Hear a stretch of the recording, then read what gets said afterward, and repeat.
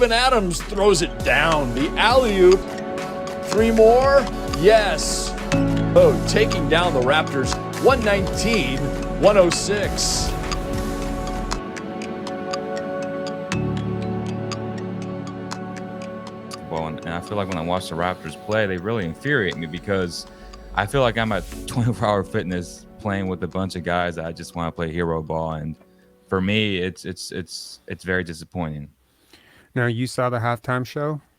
Yes. Oh my God. I texted you. I was like, bro, this is the Raptors in a nutshell. The There's a problem bunch is of those guys are kids. professionals, but these kids don't get paid millions. These kids are emulating what they're seeing on the court, and they're doing a pretty remarkable job of it. So, look, coming into this game, I thought it could go either way, right? The stats, in terms of Memphis winning, it wasn't great. I mean, Ja has struggled historically against the Raptors. I made a community post about it. Dylan Brooks has been average, but tonight we made him look really good. Memphis is not a good road team. This is, I get it. I see the names. I see the roster. But there was one thing that really worried me tonight, which was the paint, the physicality, Steven Adams, intelligence, depth. Well, I guess that's more than one thing that worried me. And more importantly than anything, I think I was worried about, would the Raptors be able to exploit the advantages? And there was a stretch in this game where they really spread it out, and it seemed like things started to click for them. And I texted you and I said, please God, don't bring Siakam back into the game. And within 12 seconds, Siakam and OG Anunoby get up, Doughton goes to the bench, and it just ends. It just ends. You just kill it right there. That momentum. Granted, I mean, there's a very good chance the Memphis Grizzlies would have figured out what they were doing. Right. But the intelligence with Scotty and Doughton on the court and how they were manipulating the defense, Gary Trent Jr. and Malachi Flynn, that almost felt like a very, very, very poor man's Golden State Warriors out there for just 3 minutes. And I got to see a glimmer of hope of what this team could play like if they just got over themselves. Okay. Perfect. So as you guys can see, there's a lot of misses in the paint. And what's cool about this is that if you hover over it, it'll tell you who missed them. So here, for example, Gary Trent misses driving, floating jump shot. Scotty Barnes misses a 9-foot 2-point shot.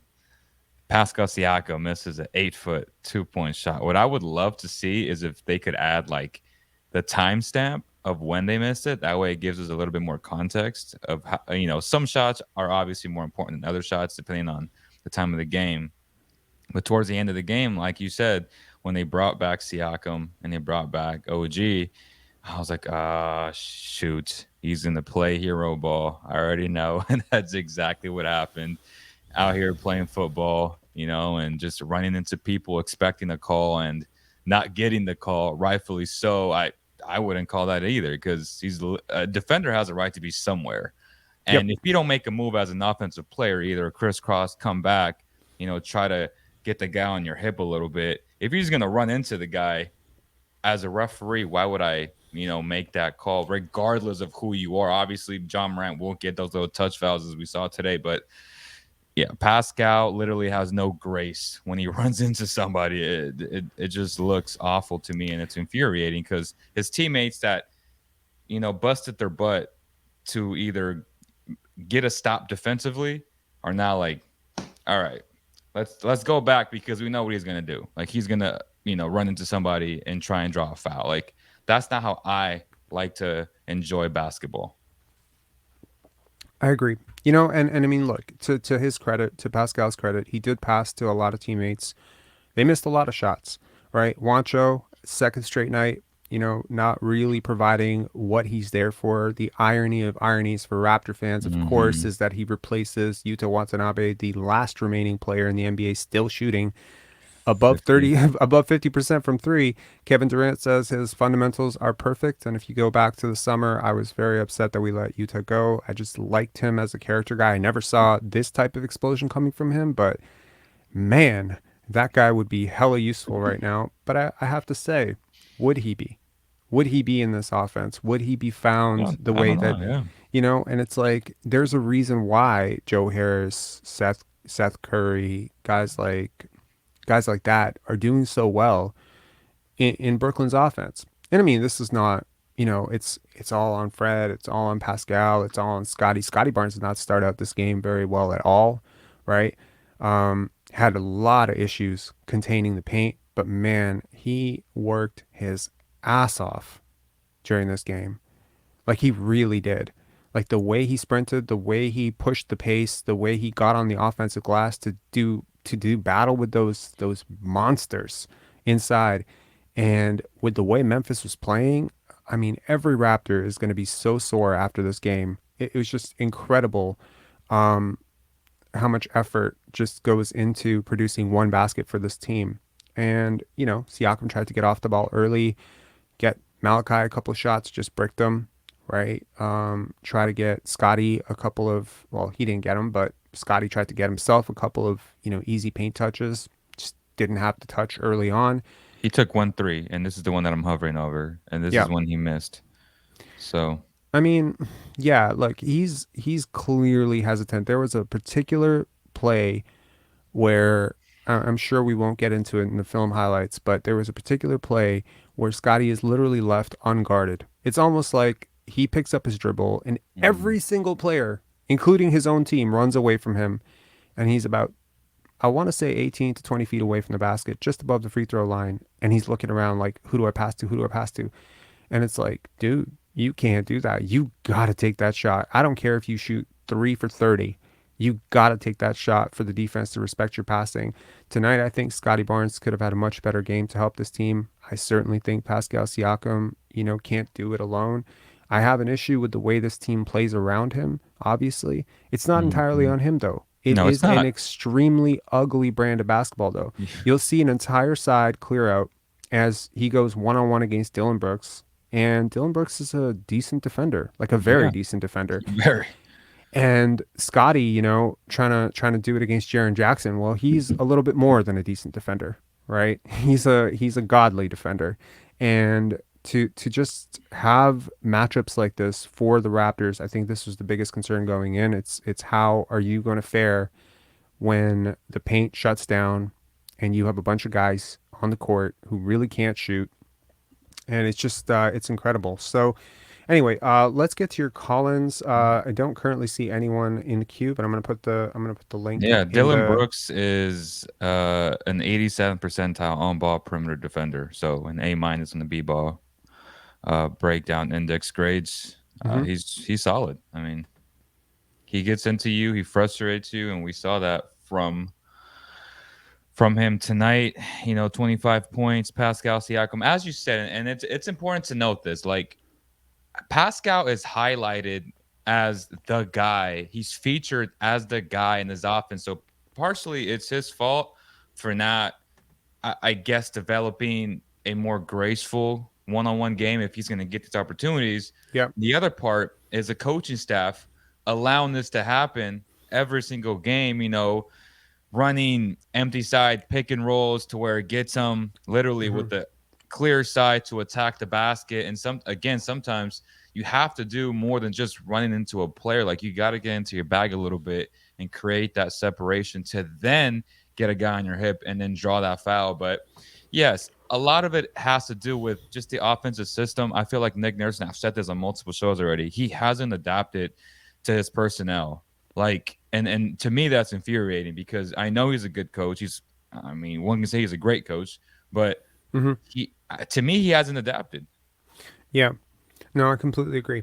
Okay, we're gonna pull off the screen for a second. We'll do we have any? We want to dig into the box score at all? Anything really stick out to you? I think Ja Morant just had a epic game, and I think it's just if you compare how Ja Morant gets his offense, I mean, he moved off the ball a lot. He made himself very unpredictable. Obviously, superstars know what to expect coming into Toronto, right? And how predictable their offense would have been to guard for us if they just kept Ja dribbling the ball like we do Siakam.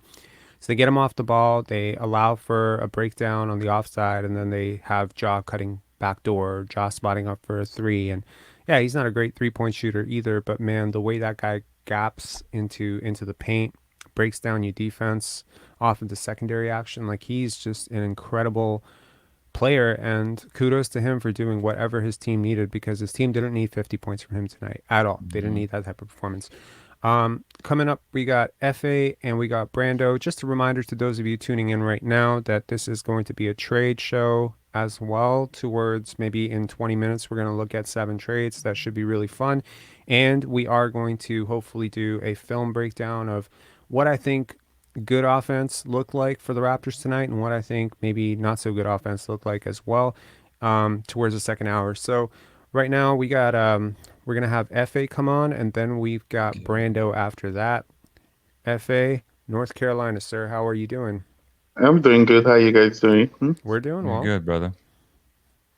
Yeah, another game with the Raptors. I think I'm close to one more. After tomorrow's game, I'll decide if we should tank or just ride the way, because this team cannot beat anybody on the playoffs, right? You see, they didn't come with any energy, and they need somebody in the center. This 6-9 rotation is not working. And obviously, like you guys said, Scotty did not start the game really well. And it's kind of becoming a trend with Scotty, right? Once he doesn't score in the first, like, 3 minutes, then he just starts coasting. Then Pascal starts trying to do everything by himself trying to go against 4 or 5 players. And What do you nobody think can. was going to happen tonight? Did you have hope? Did you expect that we might win, or were you like doom and gloom? This is over. Tank the season. What's I, Wembanyama doing right now? I'm not. I'm thinking of some. I'm not even thinking of Wimby. I'm thinking of Scoot, right, the other point guard. But I think I'm at the stage where I think it's best to just, like, if they can do any tangible trade, to just pack on the season, because. But they're too good. They have Pascal, they have OG, they have Scotty. They're too good to tank. So how do you really tank with these players? And also, like, later part of the game when Pascal and OG were on the bench, and you could see how the ball was moving, right? Those guys, they were playing with energy.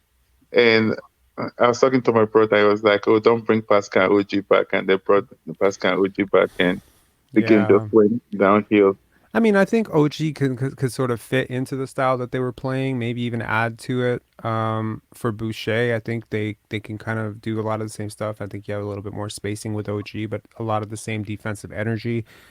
But I'm a little bit reluctant to be super critical of Siakam because of the offensive load that he's having to carry for this team and the beating that he's taking and whatever. But man, have you noticed the defense since he came back?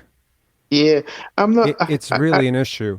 And I mean, like, Mhm. it's just I mean, look, I'm trying to get past these low light films. I'm trying to get past creating these low light films, because I think that they're doing more harm than good. And obviously, you know where I stand on some of these players, and if I keep creating these low light films and other teams watch them, it's going to make these players look hella hard to trade. But Yeah. so I'm not really doing anyone any good. I'm just kind of Please, like, please, please don't. Don't. yeah, but in all honesty, like, there were plays tonight, like there was a single possession where Siakam gets hooked on a screen and then just doesn't recover. He basically uses that possession to rest on Steven Adams, who set the screen, and then just doesn't get out to the shooter. And there's a couple of plays tonight where it's just like, it's so obvious that the communication on this team is so bad, especially on screen navigation. Everyone's struggling with screen navigation on this team. I think And it's bad because they're so used to ISOs and nobody even expects the ball anymore. I think there was twice where Scotty was on the bench, right? Pascal was driving and it was wide open, and Pascal would take it. I don't want to be critical of Pascal. I think it's also part coaching too, right? Like, what are they even running? Nick Nurse is running the same play for the last 3 years. Like, come Yeah. on, you gotta evolve. And the defensive coach that is known for, they're not really playing defensive. And you can see that OG's defense in the last 2 games, right, is kind of trending downwards because the guy is tired. He can't be doing everything by himself. 100%. But I think defense works on a string, man. Anyone who tries to spot out, like, you can go and look at the better defensive teams in the league. Like, Milwaukee is a pretty good defensive team, right? It's not difficult to say that most of their players are going to be plus defenders, but there's a reason for that, because those plus defenders work on a string.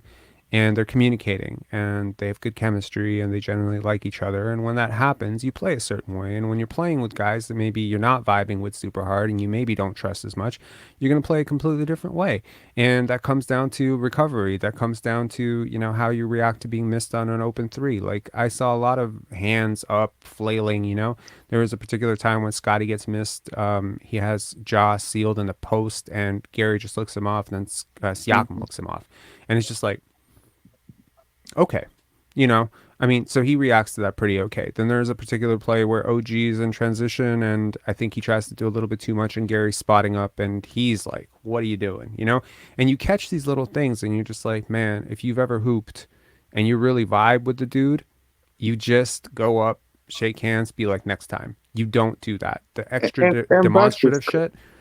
Pardon? yeah, back to Scotty. I think he needs to go harder on the rim, right? Like Scotty can be taking one. He's too talented to be taking one free throw in a game. Like all those layups, trying to go angle, trying to go glass, just go straight to the Yeah, rim take some lessons from, you know, Siakam. Invite that contact. You know, invite the contact Scotty played or football when he Zion. was younger. You Yeah, know, so he or should. Zion. Yeah, like even the pass where they poked inside, right? He was right by the rim, but he already made up his mind that he's going to pass the ball to OG on the right side. Like just go straight. Like You know it's what? gonna be far. It's increasingly getting to a point where I think, you know, as much as I would agree with anyone who says Scotty's had a disappointing season thus far, right? I will tell you that this was not a good game for him, and yet you look down the box score and it's like, oh, that's a that's a very good game for Yeah, but Franz Wagner that was later when the game was like we were down Yeah. 20 point but 20 in side. fairness, his ascension moved the box score a lot. It wasn't that trade to, give to, trade to. No, when he started going, the team started going. He crashed in the offensive glass, setting That those is picks. but They if you cut could the lead. start that at the beginning, but you don't Yeah. have to wait. Like you have to be able to I read agree. the game, right? Like let me take over this game because nobody's doing anything. He needs to have that quote unquote mama mentality. Like you know what, I'm gonna get my basket. I don't care. Mhm. And No, that's what I agree with you. He could definitely have hunted a shot. Anyways, man, thanks a lot for calling in. As always, really Appreciate appreciate you, you. all Yeah, right, thanks. I'll be on the background to just listening. Thanks, guys. thanks a Thank lot. you. Feel free to chime in with your comments on the trades when they come up because they're going to be pretty spicy. Spicy trades. That's my hint. All right. Pun intended, See ya. huh? No pun All right, intended. thanks. See you, Oh man.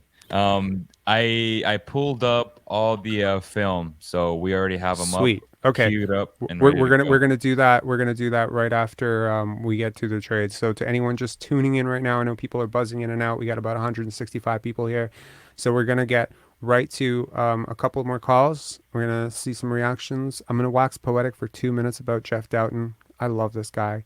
You know, I was watching the game with my girlfriend. And I was like, Jeff Doughton's in. She thought like the world had ended. She's like, did they win? I'm like, no, I won because Jeff Doughton Jr. You know You just told entered me the that game. too, and I was like, oh. I- I was Le- just Le- like your girlfriend. I was like, okay. Leo's like, I didn't know we feel about Jeff Doughton Jr. that way. Yes, we do. You know what? Start free Jeff Doughton Jr. Camp because the fact that this guy's not playing is a criminal thing. You know. Anyways, next up we got Brandon. Then we're gonna get Ian on. Brando, first time caller, man. How you doing? What's up, bro? I'm doing good, guys. First time caller. You guys are doing good work. I just wanted to touch on just some serious issues that I have from a coaching perspective with this team, because I feel like when Nick Nurse brought in Gleason, right, to run this offense, it was supposed to have some quick motion, a lot of passing, a lot of motion, a lot of screening to search for those mismatches. And I find that for some odd, like there's no identity when it comes to this offense at all, right? And there's no flow to it other than, okay, one guy goes one-on-one and then he is either going to make the basket or he's going to miss it, Yep. right?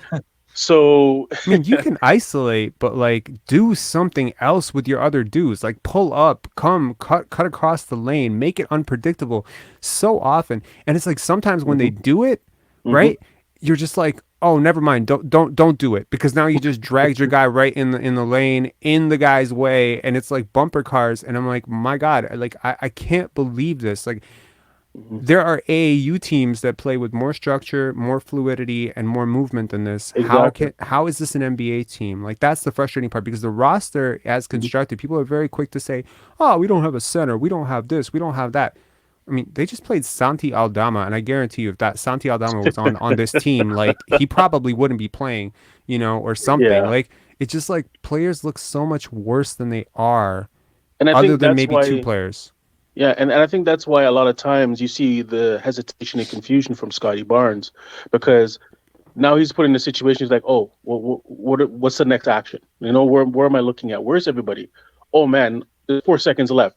Got to make a move, right? Yep. And there's no steady flow or consistency to that, and you see sometimes with Gary Trent, like he'll just go into emotion, and everyone's like, there's a couple of times I saw Flynn like holding the ball like he's ready to shoot a three, and I'm like, pass it, he's open, and he'll hit or not hit the shot. But it's just from this a is Gary Trent basketball. all the time. Yeah, Give me the ball. it's Give me the ball. just Dude, it's if you just know how to very- play basketball, playing in the system would Yeah. drive you mental. Like you would develop a drinking problem at home if you played in this offense, because and you saw it. Like, I don't mean to keep harping on that stretch in the early fourth quarter, but they finally played right. I don't give a shit if the shots are going in or not. There's a reason those shots were going in, and the lead started to get cut, and it wasn't just because Memphis was playing a lot of their bench. The Raptors were playing a lot of their bench too. They were playing a G League two-way contract guy in Jeff Dowden Jr., which I think is they him. need to convert. I love him too. And they're playing Malachi Flynn, so they're playing small, and they're pushing up on defense. But man, every pass, give or take a couple, made total sense. The spacing made sense. The motion made sense. And suddenly, Memphis doesn't know if it's going to be Scotty under the basket, or Flynn popping up for three, or Gary Trent Jr. popping up for mid-range. And it's like, it's disorienting. But if you just clear out everybody and you just go, okay, well, OG, you're going to drive from the corner. So, oh, by the way, like, baseline is also, sideline is also a defender there. And we're just going to funnel you into either poking out of bounds or throwing some crazy pass. Like, he becomes so easy to guard. It's almost like if I found out, like if I got to be a fly on the wall in one of these coaching meetings, because people always talk like, oh, well, the casual public would just never understand what these coaches are trying to do. And it's like, bro, I watch the film, I study it, and I know basketball, and I do know what they're trying to do. It's just they're not doing it. And it's just like, and there's a better way to do what they're trying to do. Have you coached? No, I don't. I have friends who coach. I actually have a friend who actually is on the coaching staff for the Raptors, right? I don't want to call out any names, like, it's just a situation where I see, and I'm just like, this is horrible basketball, right? And then I'm thinking to myself, okay, what's the difference between what's happening now and what happened last year, right? And I think the Which key part of last things year, is offensive rebounds and the defensive intensity, because they weren't making a lot of shots last year, right? They weren't like this top high flooring offense last year. They just scrapped really, really hard, right? Right. So even though they didn't have like that true center, like everyone was going for that offensive glass. Everybody. Because everyone's 6'9", right? Right. So, you switch, you don't have to like do a hard double team. Stay in front of your guy, the shot goes up, everyone goes and gets it, and whoever got the rebound would then run. Like, they would take that ball and go, right? And then they got a lot of points in transition that way, right?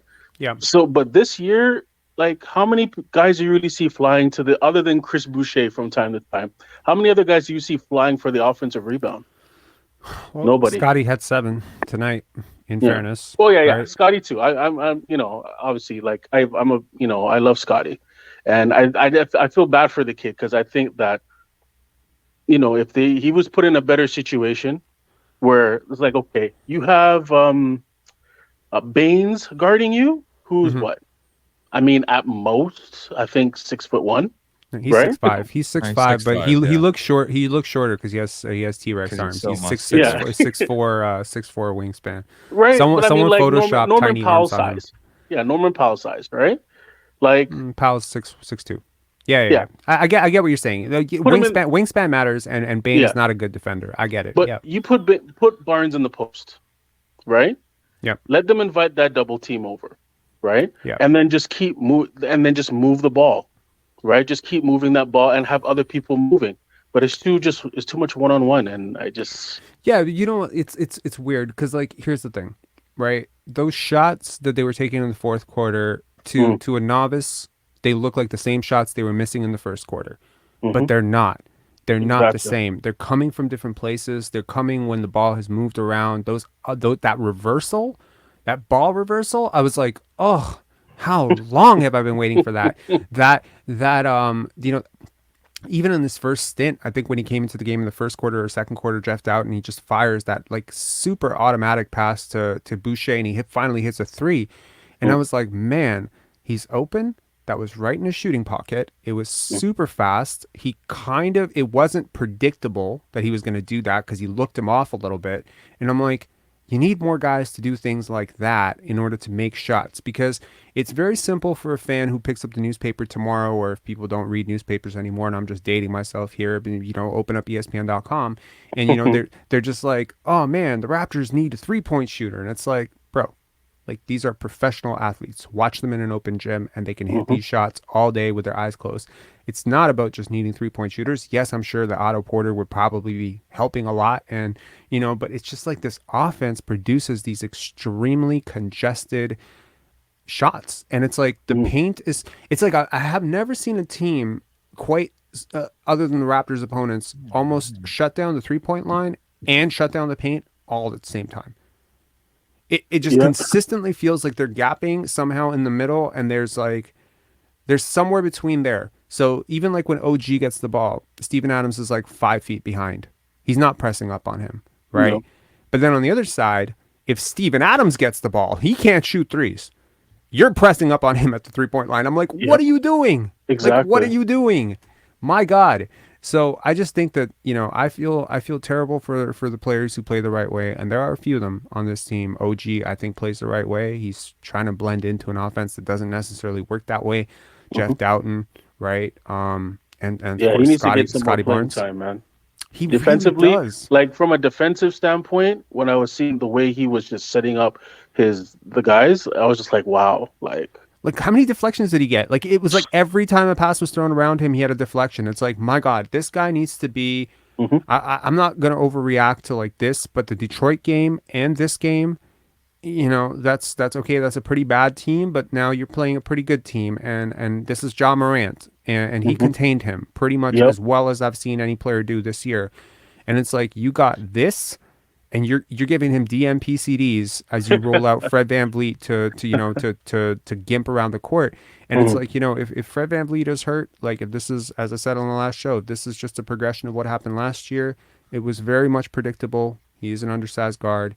I would like to see Isaiah Thomas. He's an Isaiah Thomas. I've been saying it for a long time, and I don't think. Yeah. I think people are like, because of from a loyalty perspective, they're trying to hold on to this guy's to an organization, to our organization, and I get it because he's a great guy, right? Yeah. But I see the warning signs here, right?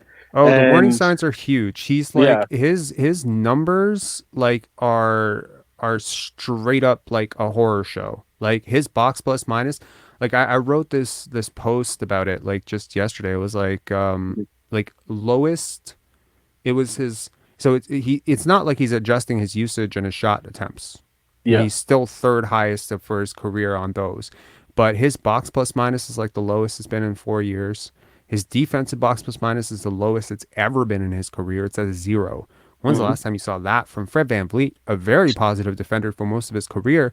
But it's just like there is you know, I want to make a video about this because I wrote the entire script last night. I was feeling really inspired, and I compare it, and I'm just gonna give everyone listening a little teaser of it. It's like comparing. I like to compare players to cars, right? Like in a lot of ways, you know, some cars, they're built for distance. Some cars are built for speed, right? Some cars are built for a lot of contact. They're built for, like, you know, taking those nicks and bruises. But when it just comes down to physics, you are an undersized player. No matter how gifted an athlete you are, Allen Iverson, Kyle Lowry, both very gifted athletes, albeit very different types of athletes. You take that beating over and over again, but every time these guys go into the paint, that's 190 to 210 pounds colliding with chiseled muscle 260, 270. And every bump hurts the player who's smaller more.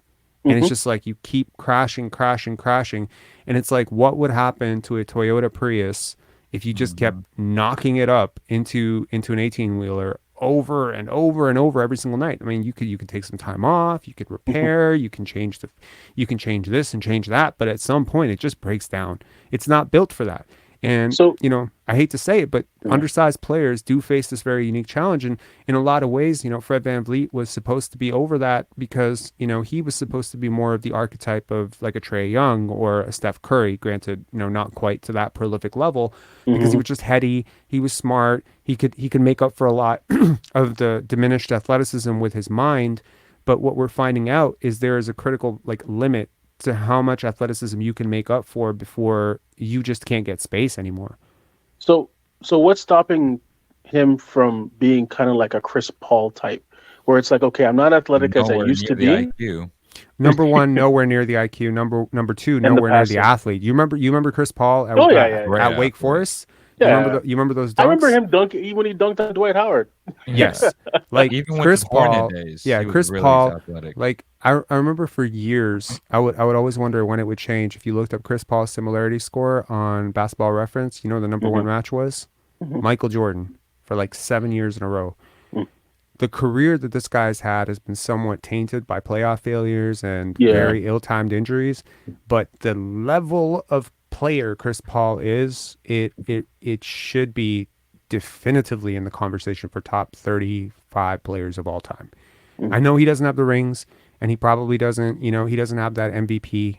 And, I could argue he probably should have one at some point. Real ball players know Chris Paul's God. He's a point guard. So. He's for sure he is. Yeah. And I mean, I could take an issue with all his politics and all the, what kind of teammate is he and what kind of person is he and all that stuff and all the players union ownership, all that crap. But that's all off the floor. On the court, he is God. Like he is like the closest thing to like, they used to say basketball Jesus, like Michael Jordan, basketball Jesus, Chris Paul for like, he's a point guard Jesus, like whatever that means, So he's just so good.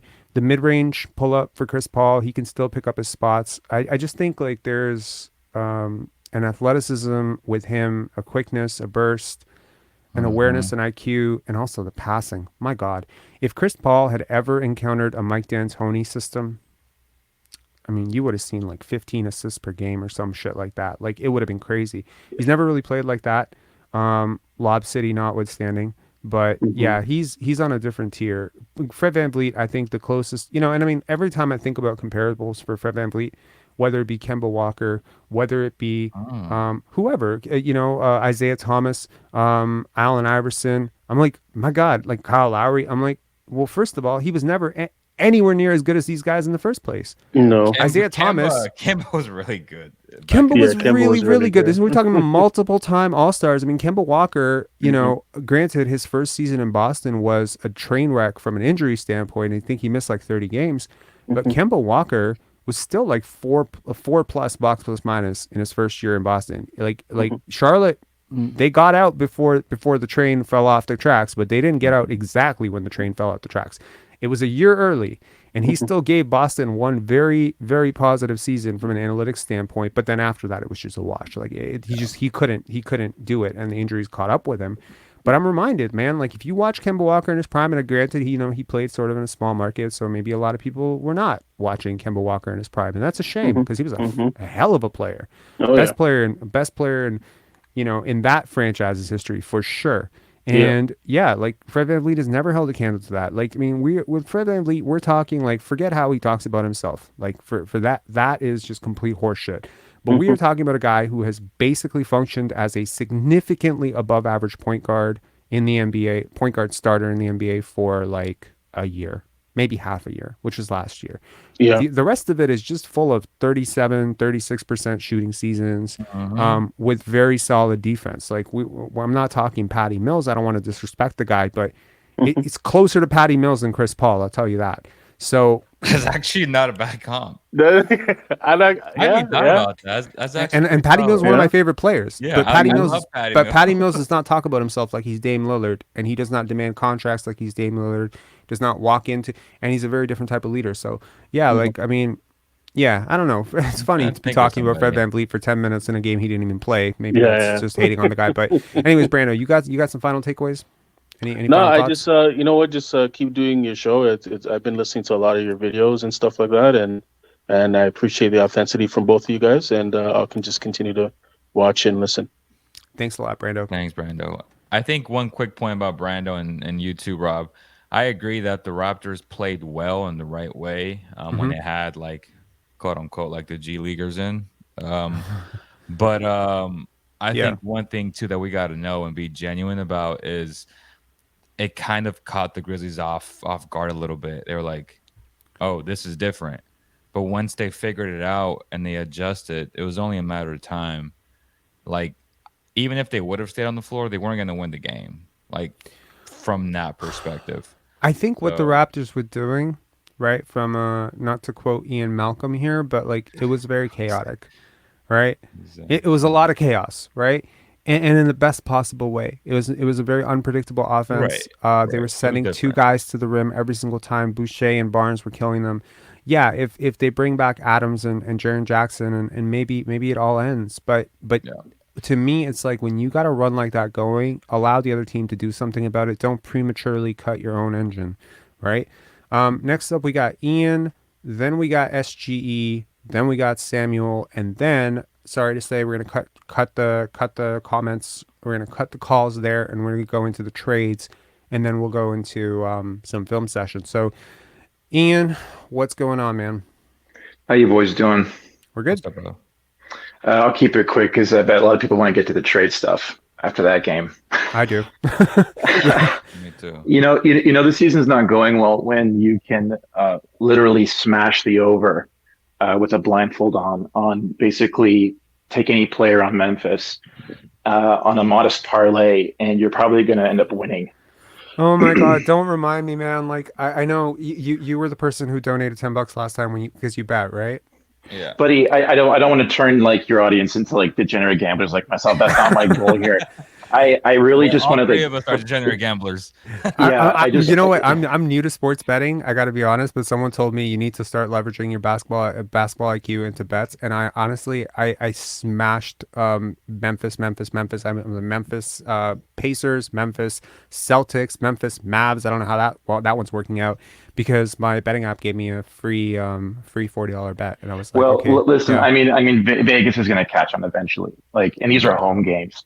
Um, I just want to, quickly say, I think a couple of talks back, you gave a really good steel man of the intelligentsia at MLSE, especially when they hedge, and they do it in a very intelligent way and how they plan for the future. There was an article I remember not long ago describing like one of those quant guys. I think he's like a local U of T graduate, some like rocket science guy who was helping them build like these data sets.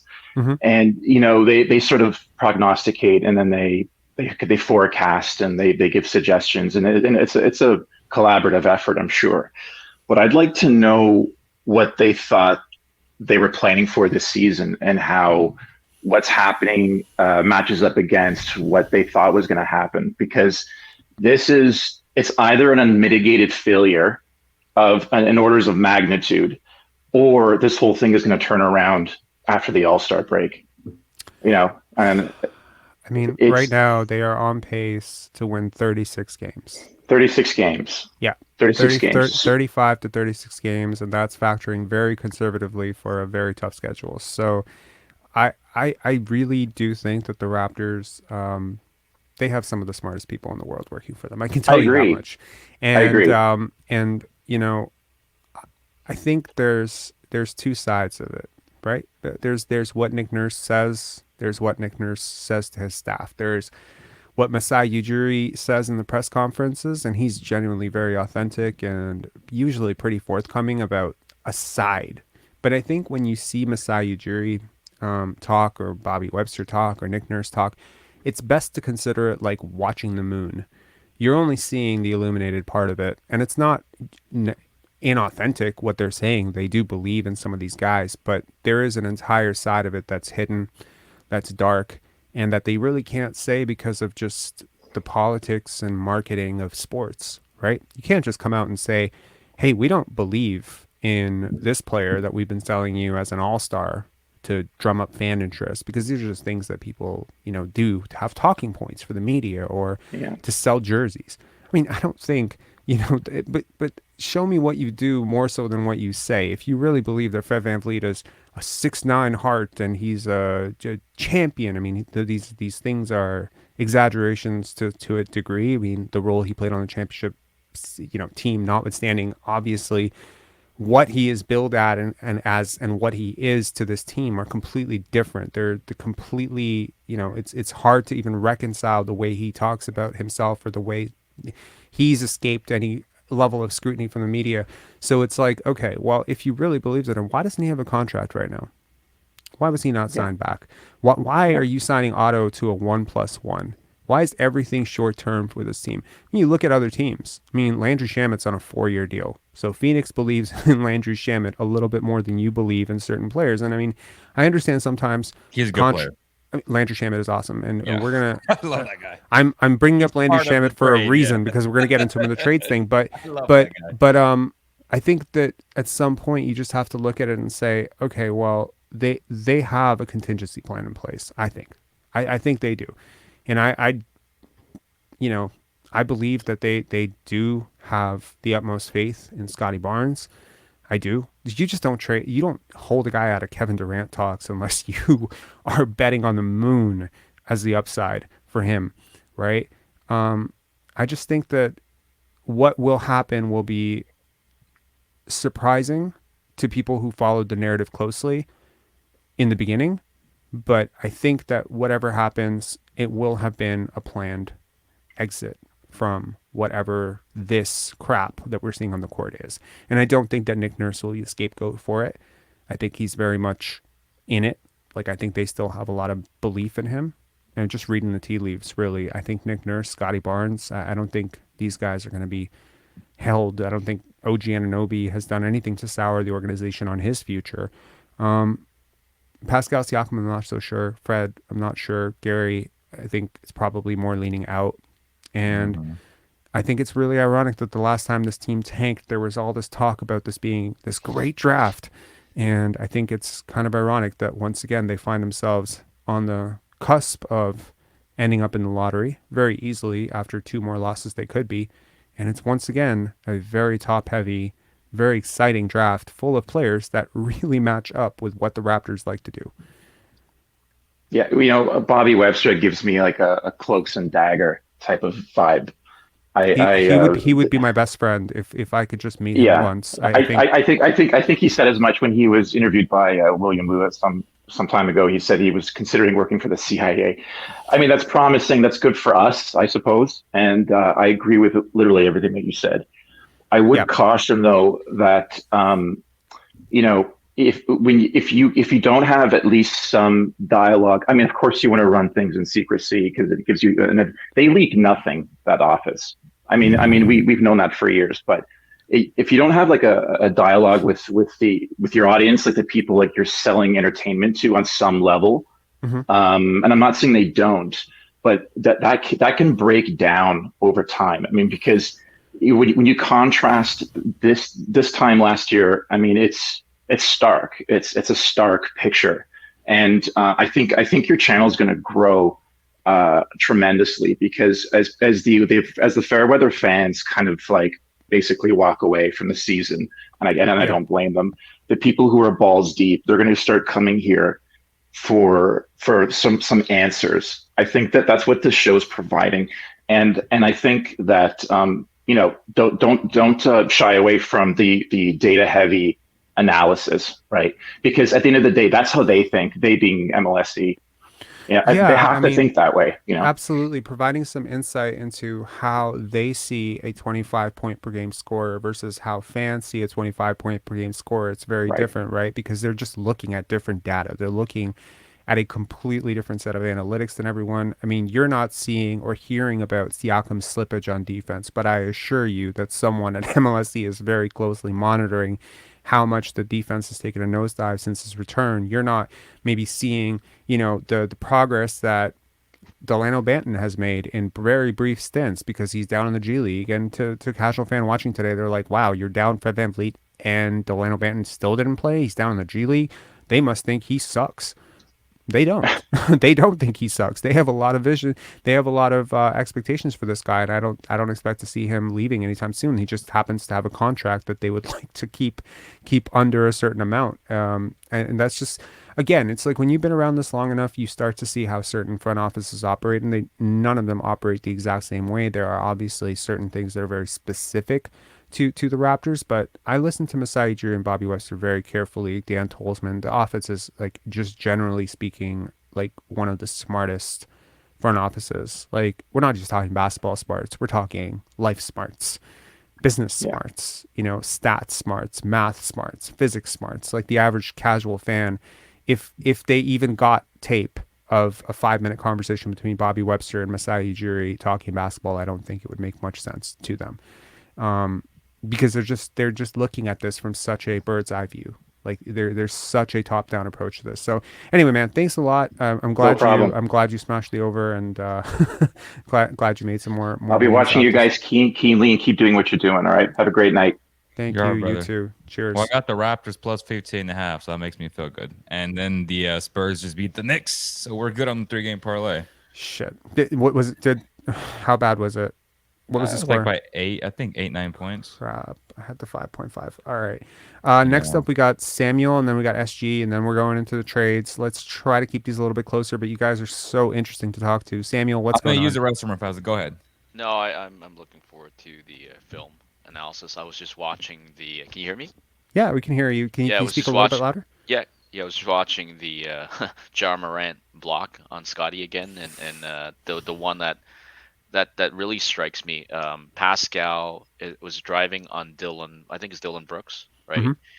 And you can clearly see he's playing. He's funneling him to the right, and he keeps just driving in, and hopefully he tackles him with his shoulder, and then throws in that. I don't know what you call it, that semi floater or whatever, and then pushes the guy off. Like, no, dude, do you not see he's funneling you to the right? And then all these guys are standing behind a defender. Like, there's just no room, no movement at all. So, yeah, I mean, at some point you keep going 4-on-1 in the paint, you are going to crap out. And there are a lot of open shooters that were available. We can argue all day whether or not they would have made a better shot or whatever. But I think there was this one play I remember where Scotty finds like an open corner shooter and he just misses it. But I think it's just a smart play. Like, you just got to play the odds at some point. If you have a 48% 3-point shooter in the corner, he's wide open, and you're going up for a contested layup, my view on it is if you take that contested layup, you just cost your team potential points. I don't care if they convert to real points. I don't care if you make the 2 or miss the 2. It doesn't really matter. It's just your percentage on that shot cannot be better, or usually will not be better than that open 3-point shooter. Just hopefully we'll see some of that. Yeah, listening to what you just said earlier, it makes a lot of sense. You guys, the only thing is, I mean, Coach Nurse has been given a lot of slack, maybe because of his championship. Like, I mean, it seems I think he's a hell of a coach. I know it's hard to see that today. How does this disaster happen? Because I would imagine he would be like, guys, you ain't playing, or he was told to do it this way. That's if what you guys predicting in this show and maybe previously are correct. Either he's doing that, and like you said, you can't, they can't say this to fans, or I don't know what you guys see, or he's, do you guys see a guy who's kind of his bag of tricks ran out, and this is it? This is his ceiling as a coach, and he can't know. This is it, and doesn't matter who you like. How do you guys lean towards that? Because how can a brilliant coach, which we described 2 or 3 years ago, be this bad? Now you can say, guys. I mean, look, coaching staffs are big, right? Yeah. And Nick Nurse has already kind of said that he's not really coaching the offense. That's on Trevor Gleeson, and that offense that he was running in Australia has made its way over here, but it's not really working, and I can't really say that it's ever being executed properly. And I've seen his team play in Australia, and it doesn't look like this at all. It's really hard to say what is happening to this offense. It feels like just smashing your head against a tree over and over, saying like, make it end, because it's so ugly to watch. My girlfriend does not follow basketball. She is to put it to tell you that she is casual is like a massive understatement. If she ever hears this, she knows that. I call her casual to her face all the time. She does not know basketball at all. She has asked me some of the most insanely idiotic things about basketball in the world. Today she asked Mine me too. today at the 12, it was like 1 minute mark of the first quarter, she asked me the question, why is Scotty Barnes not playing? I'm like, he already played. He went to the bench. Like these small things. Even she says that this offense looks so stupid. And it's like, okay, well, what does her opinion mean really if she doesn't really understand basketball? But she's like, and I'm like, well, how did you come to that conclusion? Because I am genuinely curious when people arrive to a conclusion how they got to that point. And she's like, the ball just seems to move a lot faster for the other team. Everything seems so easy for them. Everything looks so hard for us. And I was just like, you don't need to understand basketball to understand what's going wrong. So it's very difficult for me to sit here and then be like, okay, it is funny, right? But it's funny for me to sit here and be like, okay, well, yeah, but the person who's in charge of all of this, the head coach, he's still smart, even though my girlfriend, who about basketball is not very smart, can still spot that this offense sucks. But ultimately, you play to your system. You play to the, there is more at play here. Like, for instance, when people see Scotty Barnes give a blow by, sometimes that's by design. Even like funneling guys, certain coverages, certain schemes are demanding that you allow guys to go past you on the baseline. The Detroit Pistons, if you would remember the Pistons team that won the championship with Tayshaun Prince, there was a scheme that they would implement against certain teams where they would have Tayshaun Prince and his lanky long arms, and they would just funnel guys along the sideline and throw them into Big Ben. So almost every single time Tayshaun Prince was giving a blow by, but it was a very contained blow by where he still trailed the play. And then by the time that guy who drove on him thought like, or whether it was Tracy McGrady in the playoffs or whoever, was like, oh my God, I got an open layup, but Big Ben smashed the block. That's part of a scheme. You can't stop everybody. You can't stop anybody in the NBA. Like you ever watch like the World Cup, right? Yep. So that the penalties, right? The goalkeeper has to guess. Of course. Nobody can react fast enough to how fast that ball is coming at you. In most cases, you got to pick and you just got to guess. And in a lot of ways, guarding in the NBA with the current rules is a lot like that. You just got to guess. And you just got to guess, and then you got to recover. Then you got to guess, and you got to recover, because these guys are too fast. Athletes are too fast. The rules are way too stringent on defense. For anyone to stop anyone one-on-one, it's damn near impossible. So, do you guys think this is a case where I think you guys may have brought this along was like, look, we got to sell these guys at a higher price, so we're going to feature these guys and playing this way by design. So that's the only answer if you think, and if not you guys, but I guess if we feel Coach Nurse is a better coach than he's showing, this is the only way, but it also makes them look bad. I mean, another team can see this kind of nonsense. Like you guys are overselling these guys too. Don't you think like something doesn't, the dots who are are not we connecting who are yet. we overselling? Oh, by the way, I just want to say thank you to Recruiter Dude. Ian, thanks a lot for the super chat. It really does help. Goes a long way. Covers some of those Christmas expenses. Thank you so much, man. I really appreciate it. Yeah.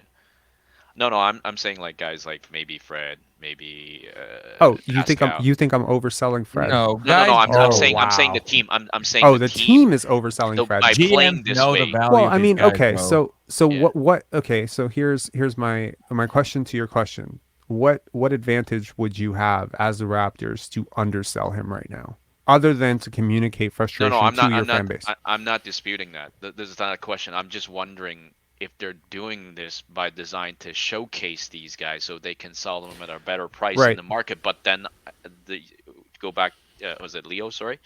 Your point is, don't other teams see that? Like they do. Oh, for sure they do. I mean, the teams are going to do their analysis, but then that team has to sell that player that they're trading for to their fan base the best they can. Fred VanVleet is a current, technically, until the next All-Star bid comes out. He still has the cachet to a particular fan base that may not know better as an All-Star point guard. So if you trade for him, there's a little bit of cachet trading for him as opposed to trading for Malcolm Brogdon, even though I could argue that they're both pretty Yeah. equivalent right now, right? But like teams know, because I sit in the media section and next to me we got scouts from different teams that they may play like 5 games from now. Like I was sitting next to Bena Udry. I don't know if you guys remember him, but he's a scout for the Hawks now. Right. He played for the Spurs, the Kings, etc. And they all see the same thing that we all see. Like in live action, they know who's good, they know who's struggling, they know how fan bases perceive their own players. They know that going into negotiations. Like that's just a fact.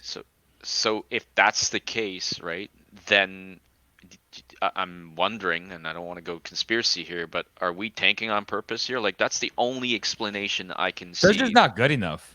Yeah, I mean, exactly. they're not Maybe tanking. they saw They're just not good enough. No, but they may have saw that and said, "Look, we need to get some talents in the upcoming draft, or we need to make some moves, and this is the way to make these moves and justify it." But then I think the previous caller said it right. You kind of have the danger of alienating your own players and the fan base at the same time. So, I mean, it's a risky move. I'm assuming if that's by design. So I don't know. What do you guys think? Is it by design, or really Nick has ran out of bag of tricks? I really don't know. I wish I knew. Unfortunately, I am reacting to very sad news right now. Which I'm just going to pull up on the screen. The Raptors have waived Justin Champagnie. Wow. Jeez. I am blown away. This was one of my favorite players on this team. And well, time to go sign this kid. Honestly, like if I know, wow, like I know that there are a lot of others. You know, there are a lot of very incredibly smart people who watch this show. Justin Champagnie, I believe, recently got some controversy for putting up a free me or whatever on his story, and the minute he did that, I was like, his days in this system are numbered. Does this gear up? Because he was not a two-way guy this year. By the way, FYI, everyone out there, he was not a two-way guy. He was an actual contract guy. To waive him right now makes absolutely no sense, in my opinion. I think he had some value around the league, at least as a filler. So is this setting up for, you know, a 3-for-1, 3-for-2, 2-for-1 type of trade? Siakam. I don't know about Siakam, but that could, you know, I think, you know, I've been saying for a while, like I don't want to say that I necessarily know what numbers the Raptors look at, but I look at a particular set of data sets that I create, math that I don't think it's proprietary to me at all. It's just the way I function from a hedge fund background, stats background. I have a background in stats from U of T. So when I look at this team, I see pending doom every single loss that piles up. And I was just wondering what the doomsday number was for the Raptors for them to pull the plug on the season, because they do have one. Guaranteed. There's a Masai Ujiri, Bobby Webster, these are very smart people. So they do understand it. So was this the trade? Like, is this setting up for a trade? Because January 14th is just around the corner. We're just, you know, basically 2 weeks away from it. And there are some very, very interesting players that suddenly become available to trade for. Alfred Wong asks, looking forward to any draft prospects? There are a few. And as the Raptors' losses continue to pile up, I promise you we will get into draft prospects and shows and all that stuff. Best fits for the Raptors. I wasn't really engaged with this channel last year, so I wasn't able to do that stuff. But this year I will be. So I'll be able to, you know, do draft breakdowns, and obviously every fan base that's on the outside looking in, especially if we make a big trade to get younger and or move off a big money player, the writing will pretty much be on the wall for what we are trying to do or what we're trying to achieve. So, but yeah, I hate to sound like a casual, but I'm amazed by Wembanyama so far. There are a couple of other players, obviously, in the, I want to say, late lottery that have Raptor written all over them, and I would be very, very interested to see whether or not those players rise and fall. But this is a little bit early for draft prognostication because a lot of these players are playing high-level NCAA basketball for the first time, and we're just very, very new to them right now. So let's see where we are in, let's say, February. I think I'll be a little bit clearer, because last year there were a lot of prospects that I really liked because they got off to like a really hot first, second week, and then I was kind of sour on them at the end. So I don't want to introduce too much of an anchoring bias among this fan base to be like, oh, I heard Rob talk about this guy in December, and that's the guy we're gonna draft. So we'll get into it. It's way too early for that. It's way too early. Jared Osei says Wembanyama's height worries me. Honestly, it doesn't worry me as much as it typically would. I know that I've seen a lot of Zach Edey comments in the his height worries me. But the thing with Wembanyama is like the way he moves, like the way his body's structured, he doesn't worry me at all. I don't think his injury risk is any greater than if he was 6'11" or 7 feet tall. Usually guys who are 7'3", 7'4", they suffer from a lot of lower body issues because of their weight and because of how their bodies sort of move. There's a very awkward, clunky way. Even if you watch like really good athletes like Yao Ming move around, there seemed to be like a sort of heaviness in how they moved. And I think when you get that big, just sort of the weight of being 300 pounds, Shaq, wasn't taller than 7'2", but he also had a lot of lower body issues as well. It's weight. Zion is 6'5", 6'6". He has a lot of lower body issues. So, yeah. All right. Somebody says, been watching too much Jimmy. Jimmy High Roller? Yeah, Jimmy was very worried about Wembanyama's height, being an injury issue, and I just don't see it personally. I'll be happy to be proven wrong. I mean, obviously, Chet Holmgren is an example of a really tall guy who has now had a freak accident with his foot, but I don't think he's going to be injury prone for his career. Yeah. Fuller context here of just how the Raptors played when Siakam wasn't sucking up so much of the offense, and I think, in terms of heliocentrism, I realize this is not prototypically or by the definition heliocentrism, like how Trae Young and Luka plays a little bit different than how Siakam's playing right now. But to dominate this many possessions, you do have a responsibility to your teammates to, create and generate very efficient shots. And I don't think Siakam generates necessarily the greatest shots for his teammates. And, people like Will Liu and people who cover this team are going to tell you he's the only reason this offense hasn't fallen off a cliff.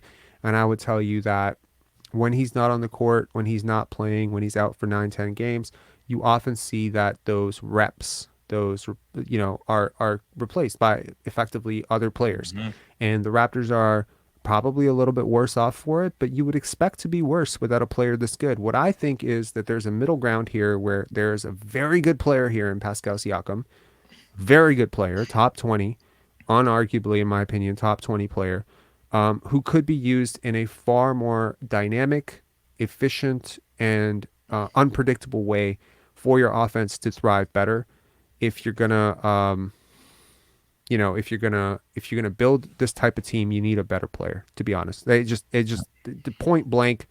If you're gonna play like if you're gonna play like you have Luka, you better have someone really damn close to Luka, and this isn't it. And to charge a guy to make this many decisions, and of course, Nick Nurse is gonna say this is assertiveness, this is aggressiveness, this is what we want, and it's like, yeah, but now you're not activating the rest of your offense, and this is not how basketball works. But you know how this does look like? This looks a lot like those Rico Hines runs, doesn't it? Yes, a lot.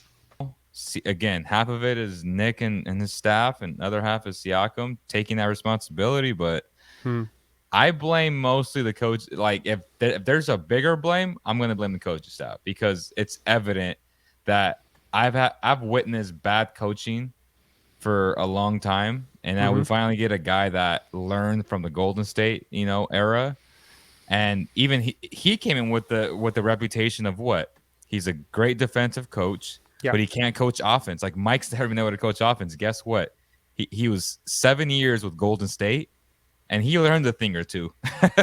So I think it's important. No, I completely agree, and honestly, like I remember listening to.